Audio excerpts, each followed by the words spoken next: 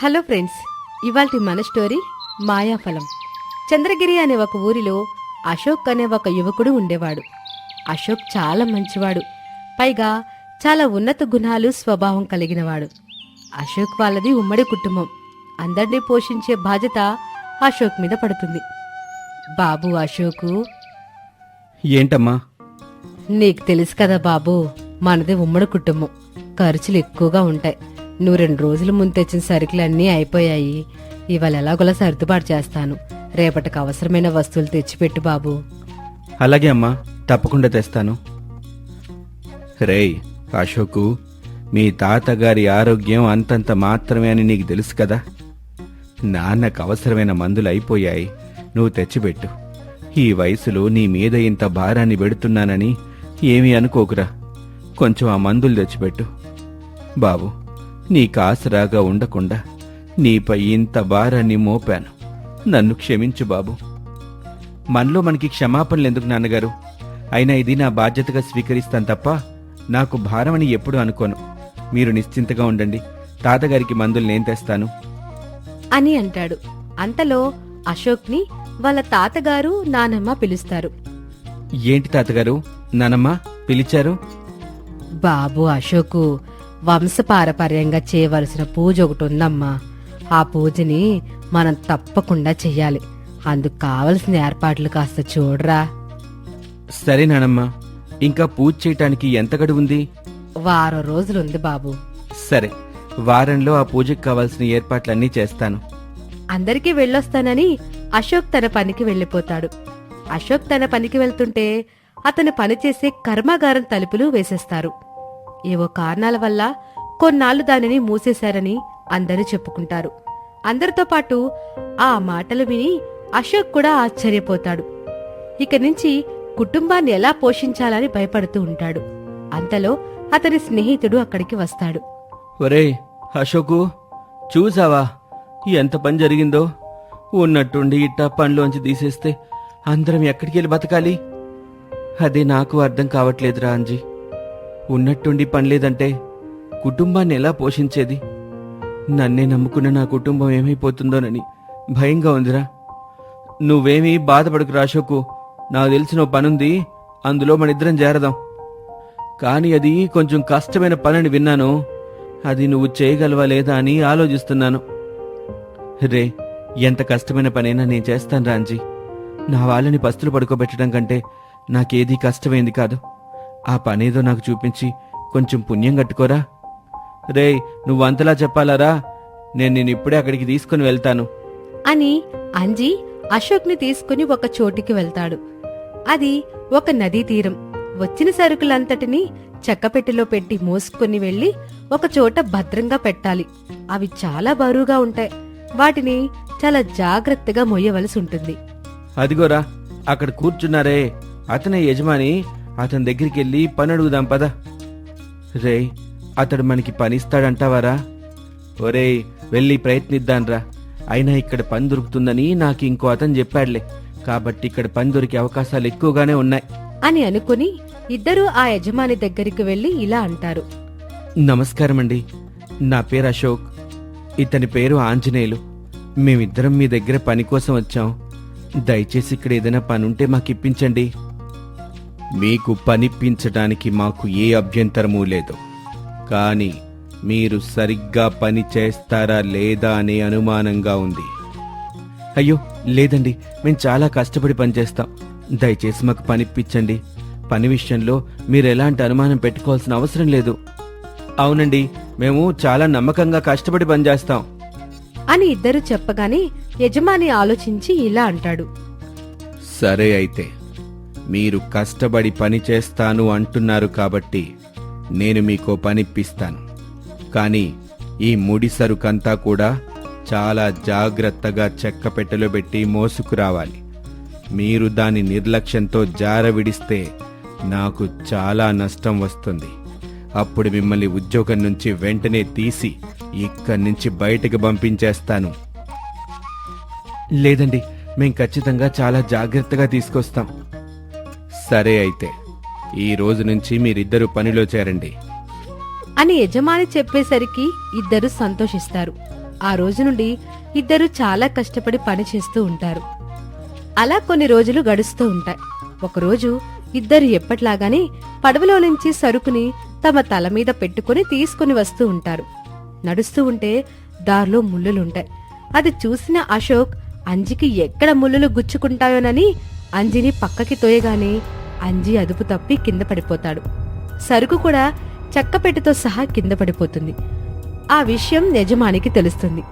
యజమాని వాళ్ళిద్దరినీ పిలుస్తాడు. ఏంటి మీరు చేసిన పని?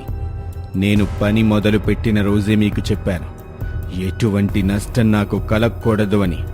ఇప్పుడు మీ వల్ల నాకు చాలా నష్టం వచ్చింది. ఇంతకీ ఈ తప్పు ఎవరి వల్ల జరిగింది? లేదు యజమాని గారు, నా వల్ల ఏ తప్పు జరగలేదు. ఈ అశోకే నన్ను తోసేశాడు. తన స్నేహితుడు తన ఉద్యోగాన్ని కాపాడుకోవడానికి అబద్ధం చెప్తున్నాడని తెలిసిన అశోక్ ఏమీ అనలేక నిశ్శబ్దంగా ఉండిపోయాడు. అంజీ చెప్పేది నిజమేనా అశోక్? నిజమేనండి, కానీ నేనిది కావాలని చేయలేదు, అనుకోకుండా జరిగిపోయిందండి.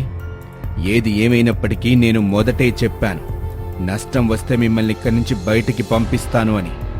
అందుకే అశోక్, నిన్నిక్కడ ఉద్యోగం నుంచి తీసేస్తున్నాను. ఇక్కడి నుంచి వెళ్ళిపో. అయ్యా, ఈ ఒక్కసారికి నన్ను క్షమించండి యజమాని గారు. ఈ తప్పు మళ్ళీ మళ్ళీ చేయను. లేదు, నేను ఒక్కసారి చెప్తాను అంతే. ఇక్కడి నుంచి మర్యాదగా బయటికి పో అని అనగానే అశోక్ ఏమీ చేయలేక దీనంగా మొహం పెట్టి బయటకు వెళ్ళిపోతాడు. 2 రోజులు వేరే పని కోసం తిరిగి తిరిగి అలసిపోతాడు.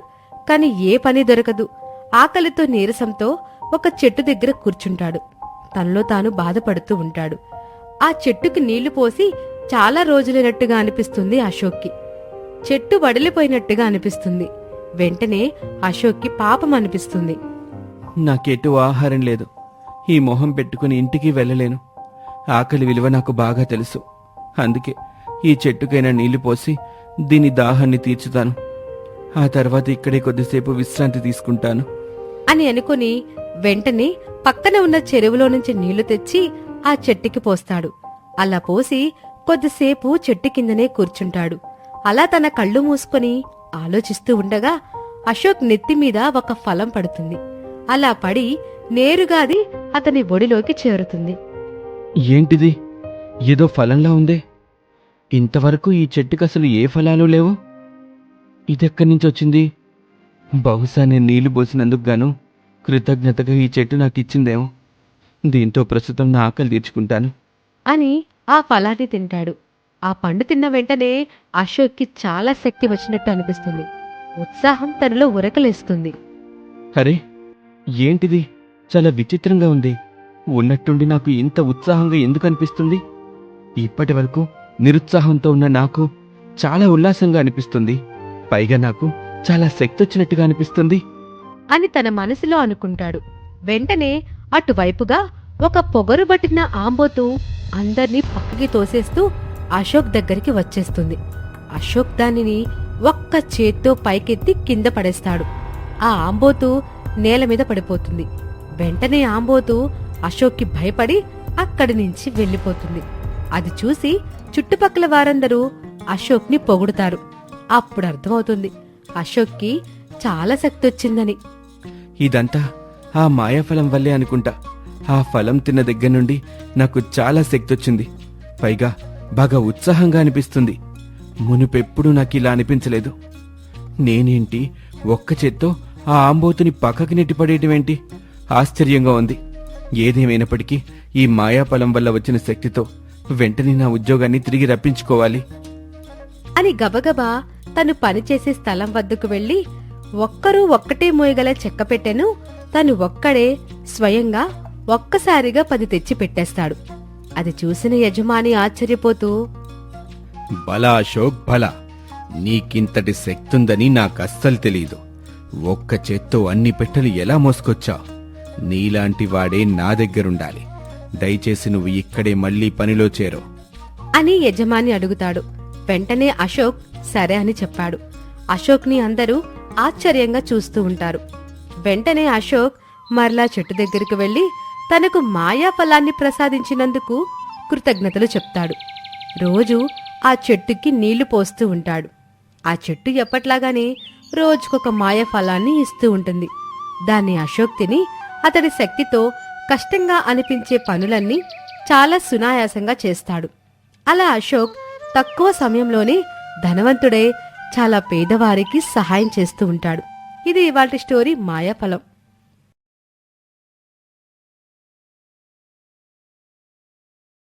అందరికీ నమస్కారం. ఇవాల్టి మన స్టోరీ ఇల్లాలి మేకపిల్ల. రంగాపురం అనే ఊరిలో హనుమంతు, నాగయ్య అనే ఇద్దరు స్నేహితులు ఉండేవాళ్ళు. హనుమంతు పేదవాడు, కూలి పనులకు వెళ్ళేవాడు. ఆ డబ్బులతోనే పాకలో ఉంటూ జీవనం సాగించేవాడు. ఇక నాగయ్య ఆస్తిపరుడు, పచ్చని పంట పొలంతో పాటు చక్కని పెంకుటిల్లు ఉన్నవాడు. కూలీలతో పంట పొలం పనులు చేయించుకుంటూ జీవిస్తూ ఉండేవాడు.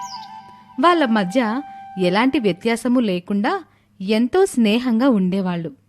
ఒక రోజున ఇద్దరూ కలిసి పొలాల వైపు వెళ్తూ ఉండగా నాగయ్య ఇలా అంటాడు. ఎరా హనుమంతు, గత 2-3 రోజుల నుంచి గమనిస్తున్నాను. ఏదో పోగొట్టుకున్న వాళ్ళ ఉంటున్నావు. ఏమైంది? ఏముంటుందిరా, బ్రతికినంతకాలం ఇలా కూలివాడిగానే బ్రతకాలా? ఉన్నంతకాలం ఆ పాకలోనే ఉండాలా? పగలంతా పనిచేయటం, రాత్రంతా పడుకోవటం, ఇదేనా జీవితం? అరే, ఇలా బాధపడుతూ బతకటం కాదురా జీవితం అంటే. సంతోషంగా ఉండటం, ఆనందంగా గడపటం. చెప్పు, కూలివాడిగా కాకుండా ఏం చేద్దామనుకుంటున్నావు? ఏదో ఒకటి చెయ్యాలని మాత్రం ఉందిరా. కాకపోతే ఏం చెయ్యాలనే ఆలోచన మాత్రం తట్టటం లేదు. అదీ కాక ఏదైనా చెయ్యాలంటే డబ్బులుండాలి కదరా. నువ్వేం చేస్తే నీ జీవితం బాగుపడుతుందో నేను చెప్పనా? చెప్పురా, నువ్వు మంచి సలహా ఇస్తావనే కదా నా బాధ మొత్తం నీకు చెప్పుకునేది. రేయ్, 4 మేక పిల్లల్ని కొని వాటికి బాగా తిండి పెట్టి అమ్ముతూ ఉండు. ఆ డబ్బులతో మళ్ళీ మరిన్ని మేక పిల్లల్ని కొను. సరైన ధరలకి అమ్ముకో. మేకల వ్యాపారమా? బానే ఉంటుంది, కానీ ఇప్పుడు నా దగ్గర 4 మేకల్ని కొనేందుకు డబ్బుల్లేవు కదరా. రేయ్, స్నేహితుణ్ణి నేనున్నాను గదరా. అని చెప్పిన నాగయ్య సలహా ప్రకారం తన దగ్గరే అప్పు తీసుకుని హనుమంతు 4 మేక పిల్లల్ని కొన్నాడు. వాటికి బాగా తిండి పెట్టి మేపాడు. అవి పెద్దయ్యాక వాటిని అమ్మగా వచ్చిన డబ్బులతో నాగయ్య అప్పు తీర్చేయడమే కాక మరొక 10 మేక పిల్లల్ని కొని మేపడం మొదలుపెట్టాడు. తిండికి బట్టకి ఎలాంటి లోటు లేకుండా రోజులు గడవసాగాయి. ఒక రోజున మేకలతో మాట్లాడుతున్న హనుమంతు దగ్గరికి నాగయ్య, అతని భార్య ధనలక్ష్మి కలిసి వచ్చారు. ఏమైందిరా, చెల్లెమ్మని తీసుకుని ఇలా వచ్చావు? మీ చెల్లెమ్మ నీతో మాట్లాడాలని చెప్పిందిరా, అందుకే తీసుకొచ్చాను. చెప్పు చెల్లెమ్మా, వీడేమైనా ఇబ్బంది పెడుతున్నాడా నిన్ను? అయ్యో, అలాంటిదేమీ లేదన్నయ్య. మేకల వ్యాపారం చేసుకుంటూ బాగానే సంపాదించుకుంటున్నావు, మరి పెళ్లి చేసుకోవా? మేకల వ్యాపారం చేసుకునే నాకు పెళ్ళనెవరిస్తారు చెల్లి? నువ్వు పెళ్లి చేసుకుంటానంటే చెప్పన్నా, అమ్మాయి సిద్ధంగా ఉంది. వాళ్ళు పేదవాళ్ళు, పెద్దగా ఏమీ ఇచ్చుకోలేరు. అయ్యో చెల్లి, వాళ్ళు నాకు పెళ్లి చేయిస్తే చాలు అని చెప్పగానే నాగయ్య ధనలక్ష్మి ముందుండి పేదింటి అమ్మాయి మంగమ్మతో పెళ్లి చేస్తారు. ఆమెకు జంతువులన్నా పక్షులన్నా ప్రాణం.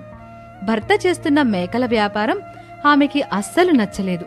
కొత్త కాబట్టి భర్తని ఏమీ అనలేక తను సర్దుకుపోలేక సతమతమవుతూ చాలా ఇబ్బంది పడసాగింది. 2-3 ఏళ్లలో అతని వ్యాపారం మరింత అభివృద్ధి చెందింది. కొన్ని రోజులు గడిచాక ఒకనాడు ధైర్యం చేసి భర్తతో వ్యాపార విషయం మెల్లిగా ప్రస్తావించింది మంగమ్మ. ఏవయ్యా, ఈ మేకల వ్యాపారం మనకొద్దు. ఏమైంది మంగమ్మ? ఎందుకు మేకల వ్యాపారం చెయ్యొద్దంటున్నావు? ఒక్కొక్క మేకపిల్లని అంత ప్రేమగా పెంచుతున్నావు. తీసుకెళ్లి ఆ కసాయివాడికి ఎలా అప్పగించాలనిపిస్తుందయ్యా నీకు? అసలు నీకు మనసు ఎలా ఒప్పుతుంది? అంటూ బాధపడసాగింది మంగమ్మ. హనుమంతు మాత్రం తేలిగ్గా తీసుకుని ఇలా అంటాడు. అది అంత లావుగా బొద్దుగా ఉంది గనకే మంచి ధర పలికింది. నువ్విలాంటి కసాయి పని చేస్తున్నావు కనుకే ఇంకా మనకి పిల్లలు పుట్టలేదు. అయినా బ్రతకడానికి ఎన్ని మార్గాలు లేవు. 2 ఎకరాల పొలం కౌలుకు తీసుకుందాం.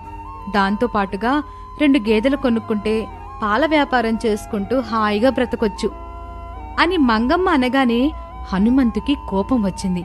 కోపంగా ఇలా అంటాడు. చాలు చాలు నీ బోడి సలహాలు. సంపాదించి తెచ్చిస్తున్నాను గదా, ఇంట్లో కూర్చొని ఎన్నైనా చెప్పగలవు. నోరు మూసుకొని నీ పనులు నువ్వు చేసుకో అని హనుమంతు గట్టిగా చెప్పాడు. అప్పుడు మంగమ్మ అదిరిపడింది. రోజులు గడుస్తూ ఉన్నాయి. ఒక కంటి చూపు సరిగ్గా లేని బుజ్జి మేకపిల్లతో మంగమ్మకు మంచి సాన్నిహిత్యం ఏర్పడింది. మంగమ్మ ఆ బుజ్జి మేకపిల్లని ఎంతో ప్రేమగా సొంత కూతురులా చూసుకునేది. హనుమంతు మంగమ్మల మధ్య మాటలు తగ్గుతూ వచ్చాయి.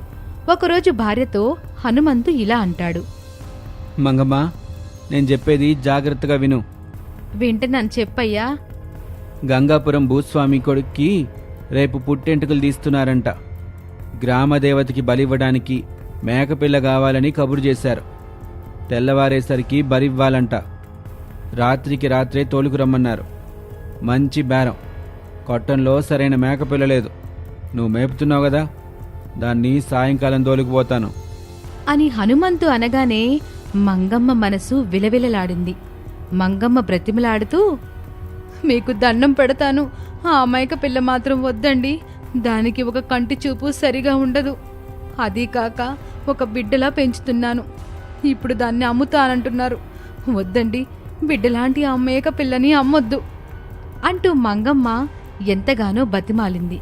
కాని హనుమంతు మాత్రం ఏమాత్రం పట్టించుకోలేదు. కనీసం కనికరం కూడా చూపించలేదు. కావాలంటే నువ్వు మరొక మేకపిల్లని పట్టుకుని సాకు, నాకెలాంటి అభ్యంతరం లేదు అని చెప్పి ఆ రోజున సాయంకాలం తన ఇల్లాలి మేకపిల్లను తోలుకొని గంగాపురం బయలుదేరాడు హనుమంతు. కొంత దూరం నడిచిన తరువాత హఠాత్తుగా ఉరుములు మెరుపులతో మబ్బులు పట్టడంతో మరీ చీకటిగా ఉంది. మామూలు దారి గుండా వెళితే ఎక్కువ సమయం పడుతుందని అడ్డదారి గుండా నడవసాగాడు. అంత చీకటి దారిలో నడుస్తున్న అతనికి మొదటిసారిగా భయం వేసింది. ఇదేంటి, నాకు భయమేస్తుంది. ఈ దారిలో ఇంతకుముందు నేను ఎన్నోసార్లు రాకపోకలు సాగించాను, అయినా ఎప్పుడూ భయపడిందే లేదు. ఈరోజేంటో కొత్తగా భయం పట్టుకుంది అని అనుకుంటూ మేకపిల్లని తీసుకుని అడుగుల వేగం పెంచాడు. తొందరగా వెళ్లాలన్న ఆదుర్దాలో హనుమంతు మార్గం మధ్యలో దారి పక్కన గట్టులేని ఒక నేలబావి ఉందనే సంగతి మరిచిపోయాడు. దాని పక్కగా వెళుతూ కాలు జారి ఆ బావిలో పడిపోయాడు. హనుమంతు భయంతో కేకలు వేశాడు. కాపాడండి, రక్షించండి, నేను నేలబావిలో పడిపోయాను. ఎవరైనా ఉన్నారా? నన్ను కాపాడండి అని గట్టిగా అరుస్తూ ఉంటాడు. అది లోతు బావి కావడంతో హనుమంతు గొంతు దాటినా కేకలు మాత్రం బయటకు వినిపించేవి కాదు. హనుమంతు ఆ బావిలో అటూ ఇటూ తిరుగుతూ గట్టిగా కాపాడమని అరవసాగాడు. కాని ఫలితం లేకుండా పోయింది. నా మాటలు ఎవరికీ వినబడుతున్నట్టు లేవు. ఇప్పుడేం చెయ్యాలి అని అనుకుంటూ ఉండగా హనుమంతు వెంట అంత దూరం వచ్చిన ఇల్లాలి మేకపిల్ల దీనంగా బావి చుట్టూ తిరుగుతూ బావిలోకి తొంగి చూస్తూ తన యజమాని కోసం అరవసాగింది. తన కోసం మేకపిల్ల పడుతున్న ఆరాటం గమనించిన హనుమంతు మనసు కలుక్కుమంది. బిక్కుబిక్కుమంటూ ఆ రాత్రి గడిపాడు. తెలతెలవారుతూ ఉండగా మేకపిల్ల అరుస్తూ అటూ ఇటూ పరిగెత్తి 2-3 వెంటబెట్టుకుని వచ్చి బావిలోకి తొంగి చూస్తూ అరిచింది. దాన్ని చూసిన మరికొందరు పోగయ్యారు. బావిలో ఉన్న హనుమంతు వాళ్ళని చూసి కాపాడమని దన్నం పెడతాడు. వచ్చిన వాళ్ళు హనుమంతు పరిస్థితి గ్రహించి ఉపాయం ఆలోచించి కలసికట్టుగా హనుమంతుని బయటకు తీశారు. హనుమంతు బావిలో నుండి బయటకు రాగానే మేకపిల్లని ప్రేమతో కౌగిలించుకొని బోరున ఏడ్చాడు. తనని అలాగే వదిలేసి మేకపిల్ల వెళ్ళిపోయి దాని ప్రాణాలు కాపాడుకుని ఉండొచ్చు. అయినా అది అలా చేయలేదు. తనని కాపాడాలనుకున్నది. దాని గురించి ఆలోచిస్తుంటే హనుమంతుకి కన్నీళ్లు ఆగలేదు. తనని బావి నుంచి బయటకు తీసిన వారికి కృతజ్ఞతతో చేతులెత్తి మొక్కి మేకపిల్లను ప్రేమగా ముద్దాడుతూ ఇంటికొచ్చాడు. ఇంటి దగ్గర తన బిడ్డలాంటి మేకపిల్ల లేకపోవడంతో ఏడుస్తున్న మంగమ్మ దగ్గరికి మేకపిల్ల పరుగునొచ్చింది. మంగమ్మ ఆ మేకపిల్లను చూసి సంతోషపడింది. తిరిగి ఆ మేకపిల్లని తీసుకొచ్చిన భర్తని ఆశ్చర్యంగా చూసింది. మంగమ్మ, నువ్వన్నట్టు ఈ మేకపిల్ల మన బిడ్డే. అని అంటూ రాత్రి జరిగింది మొత్తం హనుమంతు వివరంగా చెప్పాడు. అదంతా విని మంగమ్మ ఈ మేకపిల్లకి ముద్దు పెడుతుంది. ఇక నుంచి నేను ఈ మేకల వ్యాపారం చేయను. ఎప్పటినుంచో పొరుగురు వెంకటస్వామి వీటన్నిటినీ అమ్మమంటున్నాడు. అతడు ఈ మేకల వ్యాపారం చేసుకుంటాడంట. రేపే వీటిని అమ్మేస్తున్నాను. నువ్వు చెప్పినట్టే పొలం కౌలుకు తీసుకుందాం, పాల వ్యాపారం చేసుకుందాం. దీన్ని మాత్రం మనతో పాటే ఉంచుకుందాం. ఇప్పటికీ ఇదే మన సంతానం అంటూ హనుమంతు మేకపిల్లను దగ్గరకు తీసుకున్నాడు. భర్తలో తను కోరుకుంటున్న మార్పు వచ్చినందుకు మంగమ్మ చాలా సంతోషపడింది. ఇది ఇవాల్టి కథ. ఈ కథ మీకు నచ్చితే లైక్ చేయండి, మా ఛానల్ని సబ్స్క్రైబ్ చేసుకోవడం మర్చిపోకండి.